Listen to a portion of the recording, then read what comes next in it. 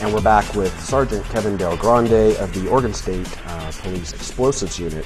And one of the things I wanted to just sort of clarify is the Oregon State Police, you have units in Hermiston, or is it Pendleton? Hermiston, Pendleton area, yes. Okay, and then also you have two other locations. Exactly, one in Salem and one in the out of the Central Point office. Central Point, okay. Yes. Now you guys handle the majority of the state, but the cities, some of the major cities, like is it Portland has its own bomb unit? Yes. Bomb squad? The Portland metro area has an interagency team, and it is commanded out of the Portland Police Bureau. And is that strictly because there's a total need to have, there's just that many threats? Well, that many types of calls, yeah, explosive-related calls. Okay. And then the Salem Police Department also has their own bomb squad, as well as Eugene Police Department. Okay. So OSP handles some of the more remote areas, such as, you know, the Dells and some of these other areas. What are some of the most common threats that you guys have to respond to?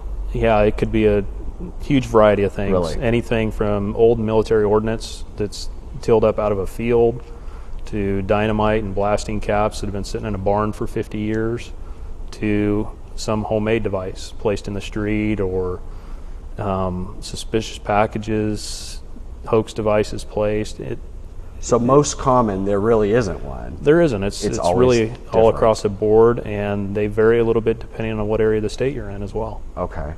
Say you're somebody who maybe works at a school, or you know, you work at another location where there's a lot of people, and it might be a potential or you know, location that somebody would want to target for a bomb.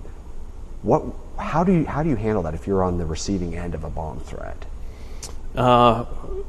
Just in a quick little snapshot, I guess, is remain calm. Yeah. Try to keep the person on the phone. Okay. You know, ask them questions. Ask them, well, what does it look like? You know, where's it at? You know, even ask them their name. Sometimes just asking somebody their name, they'll maybe instinctively give it to you. Yeah. You know, and you have a better chance of catching that person and charging them with a crime for making that call. Okay. So just really pay attention to things too, like maybe the background noises. Exactly. Stuff like that might help identify where this person was calling from. Yeah, is there traffic in the background? You know, is there a TV in the background? Maybe they're at home, maybe they're out on a street corner. It could be any number of things. Yeah. Okay, well then what about if somebody were to find something that is suspicious, and hopefully it's, you know, it ends up being nothing, but if it's suspicious, you guys take every call as if it is something that could be really bad. So where should they go? Should they call 911 right off the bat? Yes. Okay. Initially call 911, you know, or your local police department, whatever jurisdiction you're in. Okay. And report it to them and get an officer on scene, and they will generally make the call to us. Okay. You know, if it's something that they can't identify themselves. Right. All the police officers coming out of the academy now are receiving basic recognition training from a couple of the squads while they're in the academy. So they're getting some basic training on what to recognize, what's the appropriate procedure for calling us out. When did that kind of come into play? Was that after 9/11 or? Yeah, I think so. I think at the basic academy, I think it probably came in sometime after that. Yeah. Prior to that, I know when I came on the department 13 years ago, I got the class at our own OSP recruit school. Okay. Well, so then for schools, what kind of, you know, I understand just a little bit from hearing what you were saying earlier about a lot of the threats that come to schools are not necessarily, they're not bombs. And there's a variety of reasons why. Can you talk about those at all?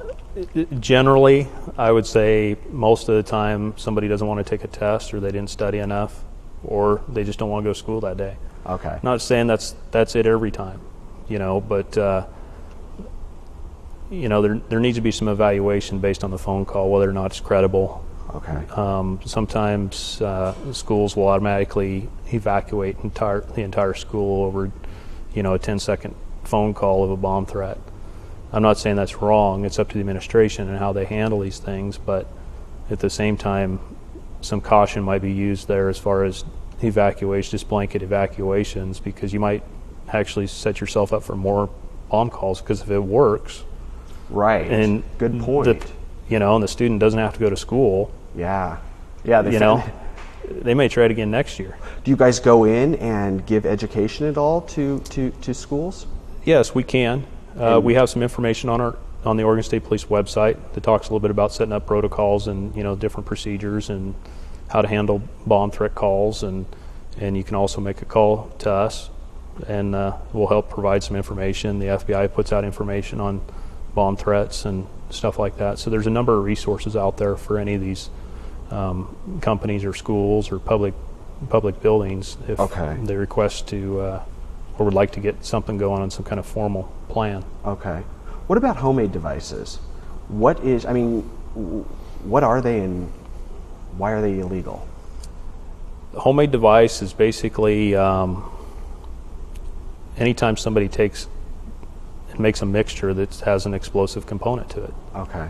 So you start confining certain chemicals, certain explosive materials, everything from like gunpowder that you can buy at the store.